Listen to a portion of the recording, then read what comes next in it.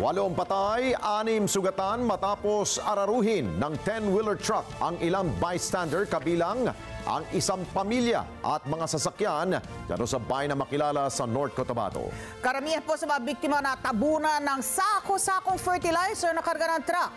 Inatasan na po ng provincial government na panagutin ang responsable sa malagim na insidente. Detalye sa report ni Vin Pascua. Tinira sa nagkatag pa diri sa may kalsada. Halos breakdown ang tinwheeler. Dagang patay? Dagang gigipatay ba? Ikay? Multicab, piskar, mga motor, dagang kayo. 8 ang patay habang 6 na iba pa ang nasugatan matapos na araruhin ng isang 10-wheeler truck ang isang bahay at mga sasakyan sa gilid ng highway kaninang umaga sa bayan ng Makilala, North Cotabato. Kabilang sa mga nasawi ang driver ng truck na si Leopoldo Ibanez, mag-asawang sina Joey at Tina Pamplona at anak nilang si Jeremiah na isang kindergarten pupil.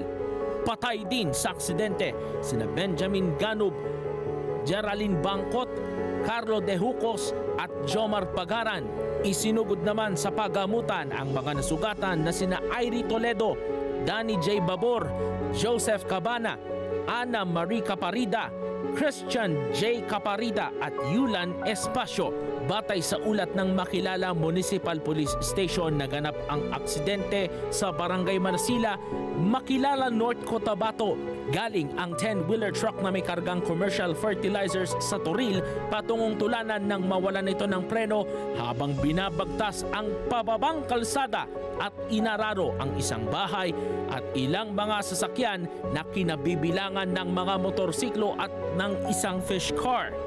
Karamihan sa mga biktima ay mga residente sa lugar na natabunan ng mga sako-sakong fertilizers. Sa ngayon, patuloy ang pagbibigay ng ayuda ng Provincial Disaster Risk Reduction and Management Office sa mga biktima ng aksidente. Inatasan na rin ng provincial government ang may-ari ng 10-wheeler hauler truck na tumulong sa pagpapalibing sa mga biktima. Then Pascua para sa mata ng Agila, matatag, matapang, matapa. Maraming salamat sa inyo pong pagsubaybay sa Mata ng Agila Primetime. Para malaman ang matatag, matapang at matapat na mga balita, i-follow lamang at mag-subscribe sa @Net25 TV.